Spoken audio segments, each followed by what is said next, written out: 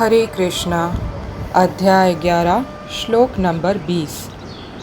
द्वौ अपृथिव्योरिदम् अन्तरं हि व्याप्तं त्वयैकेन दिशश्च सर्वः दृष्ट्वाद्भुतं रूपम् उग्रं तवेदं लोकत्रयं पृथ्व्यातीतं महात्मान्। इसका अर्थ,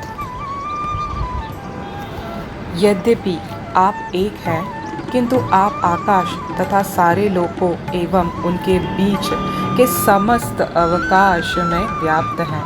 हे महापुरुष, आपके इस अद्भुत तथा भयानक रूप को देखकर सारे लोग भयभीत हैं। तात्पर्य, इस श्लोक में दो अपृथ्व्योः, धरती तथा आकाश के बीच का स्थान, तथा लोकत्रयम्, तीनों संसार महत्वपूर्ण शब्द है, क्योंकि ऐसा लगता है कि न केवल अर्जुन ने इस विश्व रूप को देखा, बल्कि अन्य लोकों के वासियों ने भी इसे देखा। अर्जुन द्वारा विश्व रूप का दर्शन स्वप्न न था। भगवान ने जिन जिन को दिव्य दृष्टि प्रदान की, उन्होंने युद्ध क्षेत्र में उस विश्व रूप को देखा। हरे कृष्णा। ये था श्रीला प्रभुपाद जी द्वारा दिया हुआ तात्पर्य। मित्रों, जब भगवान के चरण कमलों से गंगा जी प्रकट हुई और वो तीनों लोकों को पावन करते हुए आई, तो ब्रह्मा जी से लेकर सब ने उनका स्वागत किया, क्योंकि सब गदगद हो गए कि भगवान की कृपा प्राप्त हो रही है। गंगा जी भगवान की एक कृपा है हमारे लिए। जो भी गंगा में चुटकी लगाते हैं वो पूरे पावन निर्मल हो जाते हैं, और ऐसे 1000 बार करने से उनको क्या होता है? कृष्ण भक्त की प्राप्ति होती है, कृष्ण भक्ति मिलती है। मगर वही जब कर्णामृत से जब हम भगवान की कथा का पान करते हैं, तो हम क्या होते हैं? हम पवित्र हो जाते हैं। और 1000 बार नहीं, बस केवल एक शब्द भगवान के, एक प्रवचन, एक सत्संग उस साधु के मुख से सुनने पर ही हम पावन हो जाते हैं, कृतार्थ हो जाते हैं, और हमें भौतिक कोई इच्छा नहीं रह जाती, बस आध्यात्मिक इच्छा ही रहती है कि हम कब भगवान के साथ रहें, भगवान के संग करें।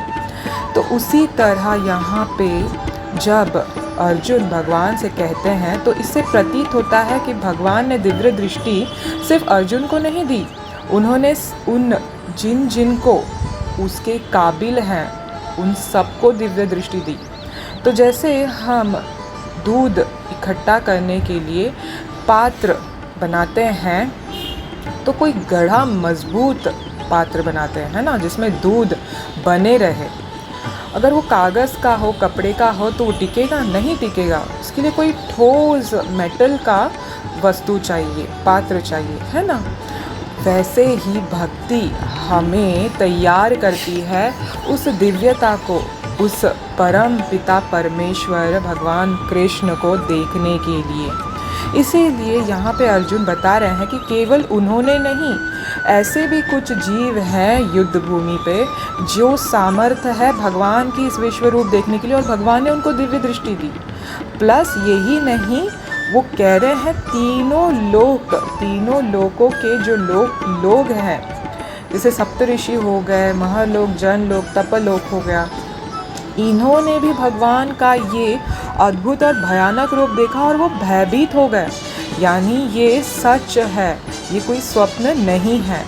तो यहाँ पे अर्जुन के बात से हमें ये प्रतीत होता है कि विश्व रूप केवल भगवान ने अर्जुन को नहीं, बल्कि ऐसे जीवों को भी दिखाया है जो उसके समर्थ हैं, जो उसके देखने लायक है, एलिजिबल है। इसलिए हमें भी एलिजिबल बनना है, भक्ति करना है, इस तरह से भक्ति करना है कि हम इस भौतिक कलमश से निकल कर उस दिव्यता को प्राप्त करें, उसे शुद्धाति शुद्ध को प्राप्त करें, जिससे हम पावन निर्मल बने और भगवान की संगति प्राप्त करें। जैसे कि ध्रुव महाराज बताते हैं, जब लास्ट में उनकी तपस्या पूर्ण होती है और भगवान प्रकट होते हैं और कहते हैं कि तुमने इच्छा की थी कि तुम्हारे परम पिता से भी बढ़कर तुमको लोक मिले, यानी ब्रह्मा जी के लोक से भी बढ़कर लोक मिले। उनके पिता का किंगडम नहीं, उनके पर पिता यानी ब्रह्मा जी के भी, इवन मनु महाराज के भी नहीं, ब्रह्मा जी के इससे भी बढ़कर उसे राज्य मिले।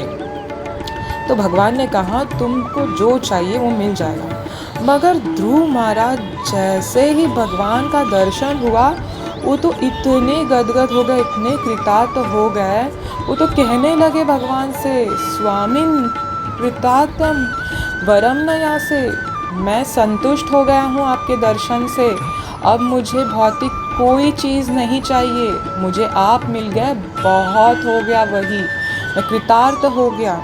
मैं तो कांच का टुकड़ा मांगने जा रहा था, मुझे तो हीरा मिल रहा है, और मैं कांच के टुकड़े को क्यों मांगूंगा अब? नहीं नहीं, मुझे नहीं चाहिए, मैंने बहुत बड़ी भूल की कि मैं भौतिक मांगने आया था। इस कथा से, ध्रुव महाराज की कथा से दो चीज़ हमें पता चलती है कि एक, कि कोई भी जो वर हो, अकाम हो या काम वाली हो, भगवान कृष्ण को पूछने से सारी मनोकामना पूर्ण होती है।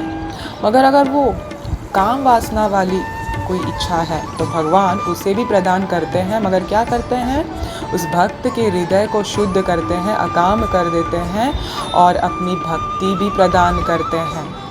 उसे गिरने नहीं देते हैं भौतिक में कि उसे दे दिया सामान और ले चल जा, बस बहुत हो गया। नहीं, अगर वो मेरे पास आया है तो उसे अमृत मिलेगा, विष नहीं मिलेगा।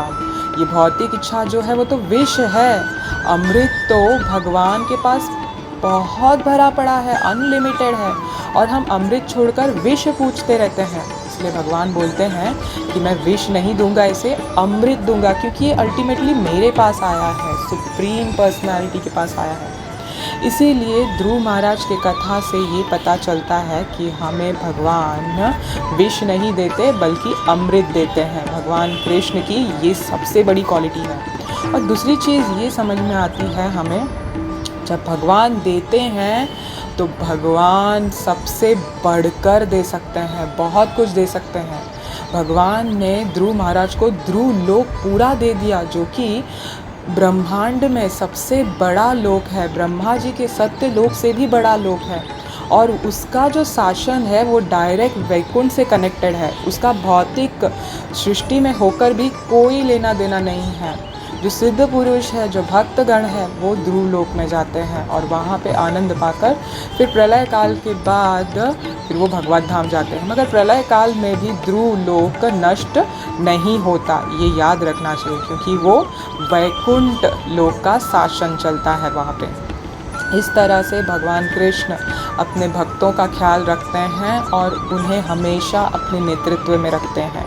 हरे कृष्ण कृष्ण कृष्ण हरे हरे, हरे राम राम राम हरे हरे। श्री कृष्ण भगवान की जय, श्रीला प्रभुपाद की जय।